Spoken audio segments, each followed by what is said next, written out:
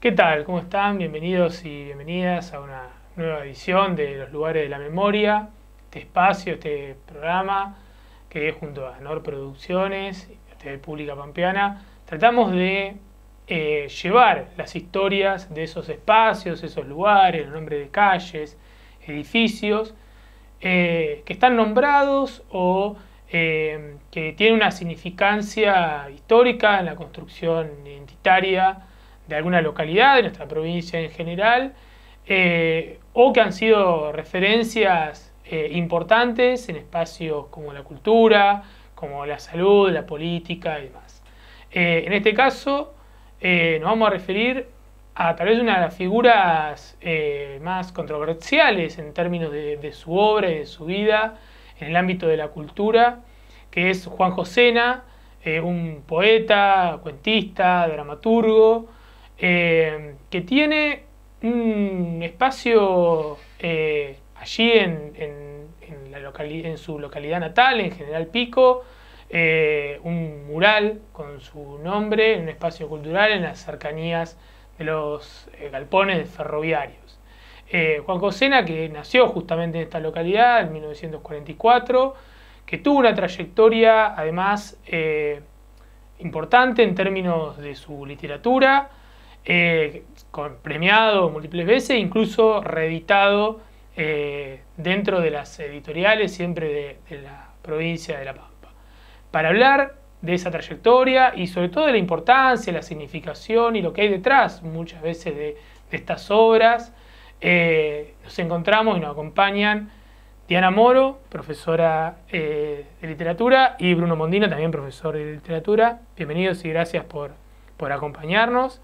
Un poco la primera pregunta es ¿cómo era Juan Josena sobre todo en su etapa de formación, que por lo que tengo entendido, él inicia su formación no en la provincia de Pampa, sino en Buenos Aires, y después sí llega a la provincia a terminar sus estudios, ¿no? Sí, sí, Juanjo fue compañero mío durante el 83-84. Él venía ya con alguna formación muy importante, porque había estudiado en la UBA, había estudiado antropología y había estudiado letras también, y parte de su carrera en letras ya había sido aprobada en la UBA, entonces él viene a La Pampa a completar la carrera, pero compartíamos el aula en algunas materias y bueno, su intervención siempre era muy interesante porque era muy lúcido, muy sagaz, tenía una formación sumamente amplia. Así que la verdad que era un placer estar con él en esas clases, porque era muchísimo más compleja siempre todo lo que pudiera charlarse y comentarse en esas clases, ¿no? Siempre era sumamente enriquecedor. En el año 1984, bueno, hubo que resolver la cefalía en el centro de estudiantes, entonces se adelantaron las elecciones que eran para el 85 y allí confluimos un conjunto de agrupaciones, se propuso una lista única y lo propusimos a Juanjo como nuestro secretario general. Esa lista, bueno, fue proclamada porque estuvieron todas las agrupaciones, incluso la Franja Morada, que era una especie de nuestro adversario clásico, estaba incorporada una referente de la Franja Morada en esa lista, así que bueno, eso también habla de cierta anticipación, ¿no es cierto?, a lo que después va a ser una reivindicación de parte de sectores con una sexualidad divergente o diferente de la norma, de lo heteronormativo, porque Juanjo planteaba siempre en su postura, digamos, su posición frente al mundo, a la vida, en su propia forma de vestir, en su propia forma de autopresentarse, una actitud de reivindicación de su condición de homosexual, ¿no? Incluso de condición de cierto travestismo, no para parecer mujer, sino en un sentido de provocación, tal vez. De autoafirmarse como homosexual, ¿no? Por ejemplo,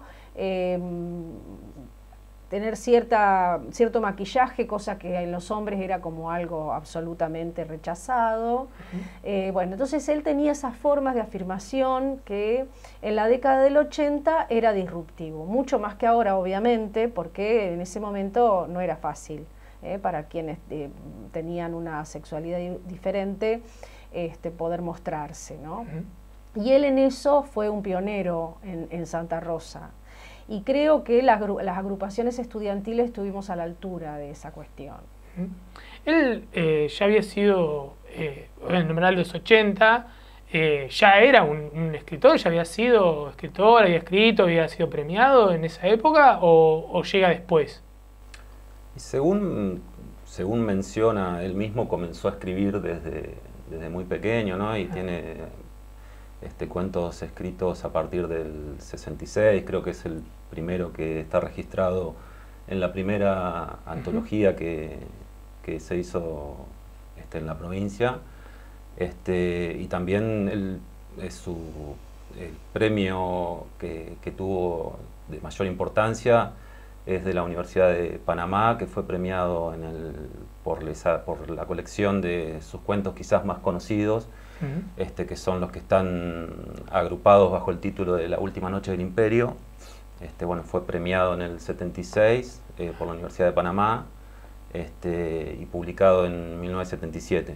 Ah, bien. O sea, aún en su etapa de estudiante, él ya era alguien reconocido como... Claro, como un literato, ya un escritor. En el periodo de la militancia estudiantil, todo el mundo sabía que Juanjo era escritor. Bien. Incluso en esos momentos estaba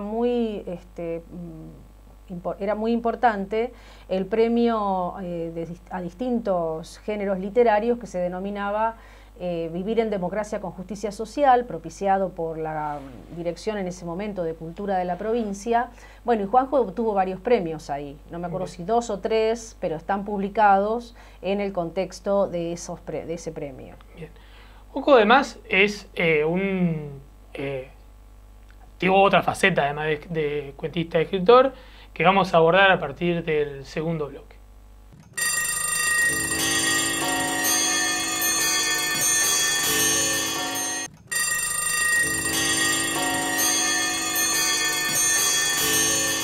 Estamos de vuelta en este segundo bloque de Los Lugares de la Memoria, repasando un poco la imagen, un tramo de la biografía de Juanjo Sena, y ahora ya sí nos metemos en su obra, ¿no? En su importancia, en su significado, y sobre todo en lo que aparece dentro de la obra, ¿no? Sus personajes, los espacios y las situaciones que se dan ahí. Bruno, ¿cuál es por ahí la importancia, vos que estuviste en las compilaciones o que colaboraste en esas compilaciones de su obra, la importancia que tiene y cuáles son esos significados que aparecen ahí?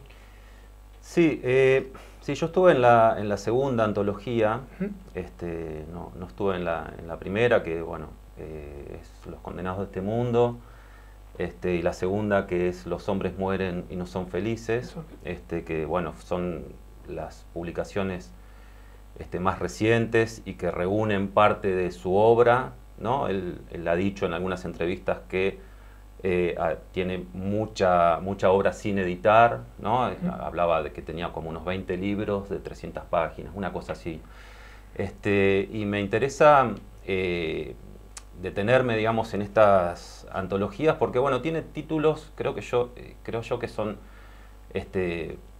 bastante ilustrativos, ¿no? Y bastante fuertes esos títulos, para pensar que fueron elegidos por él, obviamente, como para ubicarlo en las características de su literatura, que yo creo que no es, para el lector no es una literatura complaciente, ¿no? Pensaba que podría pensarse como una literatura que que puede ser vista como o contra cierto discurso de la felicidad, digamos, ¿no? Entonces, los condenados de este mundo, que uno puede pensar en este título también en relación con el libro de Fanon, ¿no? Condenados de la Tierra. Claro. Los condenados de la Tierra, y los hombres mueren y no son felices, ¿no? Creo que ahí hay cuestiones que son mencionadas en relación con la obra de Sena, que es cierta postura existencialista en el sentido de la idea sartreana, digamos, del ser como alguien que es arrojado a la existencia, ¿no? Y la condición fatalista en relación con esa existencia, ¿no? Y hay una metáfora que aparece mucho y que también aparece, digamos que podríamos decir que es casi un lugar común, pero es la idea de la tela de araña, ¿no? Del sujeto que está inmerso en una especie de tela de araña, y que en el caso de Sena, esa tela de araña podríamos verla en relación con los pueblos en los que se habita, ¿no? Que en general todos los relatos están asentados en esa geografía del norte de la Pampa, ¿no? Y con las características de esos pueblos. ¿Cuáles son por ahí los personajes que aparecen también así, ¿no? Como la geografía y los pueblos que aparecen recurrentemente o que están bien marcados en la literatura de Juanjo? Mira, los personajes recurrentes aparecen siempre muchos personajes femeninos, ¿no? Que en general son personajes que siempre están en una situación de marginación, ¿no? O en desventaja respecto de lo que sería la sociedad normal o aceptada o triunfante, podríamos decir así, con muchas comillas, ¿no? Entonces ahí aparece la solterona, ¿no? Las abuelas, que aparecen en muchos casos como sostenes de familias que están desintegradas, las hermanas que se hacen cargo de las familias, ¿no? Entonces eso por un lado con los personajes femeninos, y que podríamos vincular, bueno, los niños, ¿no? Hay también varios cuentos que están centrados en niños que son como muy autoconscientes y con cierta mirada filosófica respecto a lo que les sucede. Y creo que en la segunda antología de Los hombres mueren y no son felices aparece más la figura de lo que podríamos denominar la marica o el marica, ¿no? Como ese marginado de toda marginación, digamos, ¿no? Respecto a esos personajes femeninos de los que hablaba, ¿no? Pero también me parece interesante aclarar que esa marginación no está planteada desde una actitud militante o con una idea de integración a esa sociedad que los rechaza, ¿no? Eso me parece llamativo, ¿no? Y también la cuestión individual, ¿no? Son personajes encerrados y que no pretenden una resolución colectiva de esos dramas que se presentan. Y esa, por ahí esta cuestión de la afirmación del lugar, digamos, ¿no? Que bueno, es importante, digamos, es sumamente importante porque hay una construcción de región muy contundente, y con toda la complejidad que ello implica. Desde el punto de vista narrativo hay una articulación, digamos, entre el regionalismo, es decir, esto que hace el regionalismo en América Latina, que es poner en primer lugar y como protagonista los paisajes, los lugares, los climas, las vegetaciones, y por otro lado, y al mismo tiempo, un uso de unas estrategias narrativas vanguardistas, ¿no?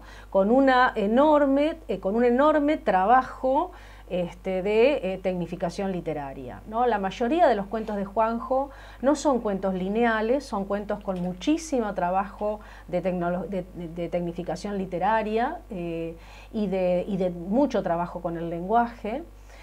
Nosotros podemos decir que se inscribe, digamos, en una tradición que es muy contundente en América Latina, que es esta tradición de escritores que, si bien reivindican el elemento regional, pero incorporan de lo que sería las vanguardias europeas aquellos elementos de tecnificación literaria, como acabo de decir.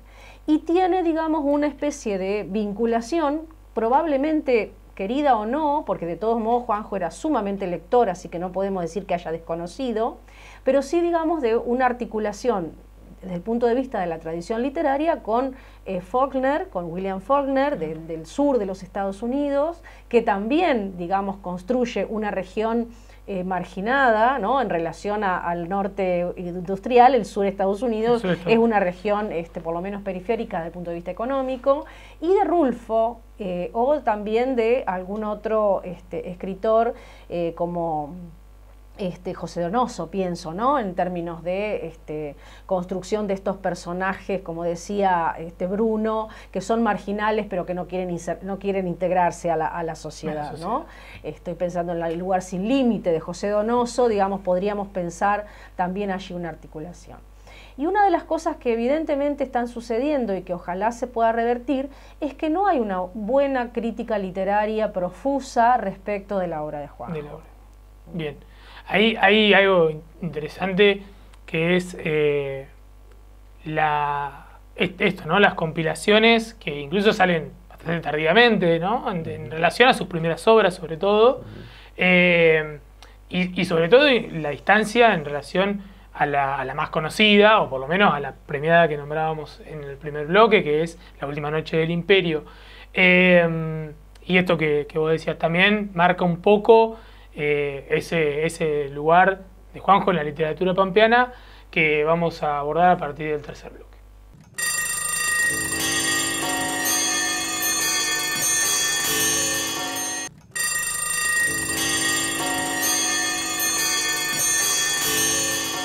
Bien, estamos entonces en este tercer y último bloque, en donde hacemos referencia a la obra, sobre todo de Juanjo Sena, y nos íbamos con esto de su construcción de la región pampeana y cómo eso lo ubica diferente tal vez a otros escritores y escritoras pampeanos y pampeanas que también han construido una región, pero Juanjo lo hace de una manera distinta, ¿no? ¿Cuál es la característica de esa construcción regional que hace Juanjo? Bueno, yo no sé si es distinta bueno, cada escritor es diferente, ¿no? Eso tenemos que pensarlo así, es decir, no es que uno pueda decir, bueno, funciona tal categoría y entonces es lo mismo. No, nunca es lo mismo. Pero lo que sí es importante señalar que allí hay una construcción del espacio pampeano con todas sus particularidades, desde los lugares, los nombres de los lugares, ¿no es cierto?, los topónimos, los personajes típicos de los lugares donde transcurre la acción. La acción suele ser una acción pequeña, historia pequeña, una historia mínima, pero cobra también sumamente importancia ese espacio construido, ¿no? No sé, se me viene a la mente el cuento el Mercachifle, que allí, digamos, sumamente importante esa pampa gringa, ¿no?, que se describe y se construye de una manera muy magistral, muy interesante, ¿no? Eso por un lado. Y por otro, como decía antes, no hay una mirada complaciente de de ¿no? Siempre es una mirada conflictiva con la naturaleza. ¿No? Y hay un sustrato de eso que un poco lo charlábamos fuera del bloque, sustrato más costumbrista puede ser sobre... No, en relación a lo que decía en el bloque anterior Diana respecto a la tradición literaria, ¿no? Pensando en novelas muy conocidas en La Pampa, como Pampa de Furias de Gallardú, o Para y Largue de José Prado, ¿no? Que esas novelas sí están formadas desde el costumbrismo, ¿no?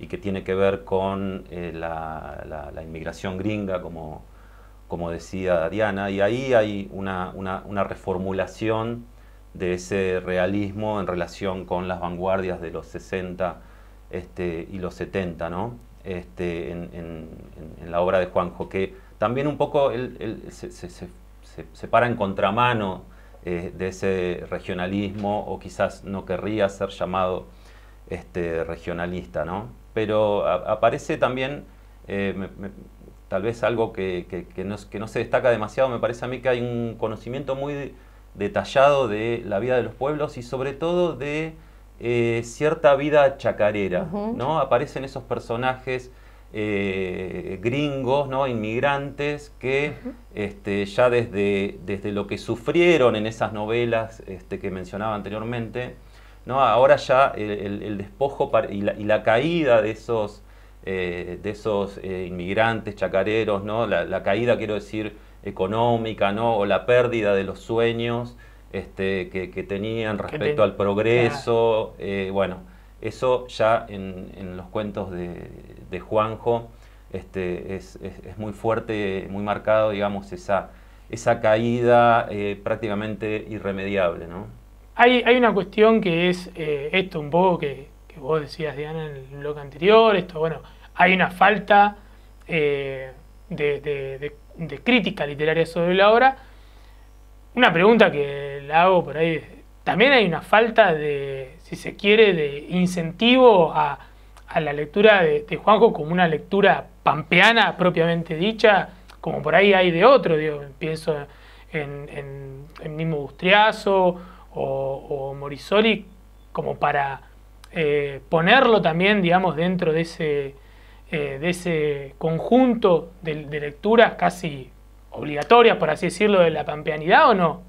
¿O es una percepción propia, no? Sí, yo creo que si bien en el caso de Edgar Morisoli su propia participación ciudadana hizo que por allí fuese más conocido, pero yo me animaría a decir que la literatura pampeana en general está floja de crítica. Es decir, que sería muy importante que los nuevos profesores y licenciados en letras encaminaran sus estudios de posgrado por allí, por esos corpus magníficos que tiene la literatura pampeana.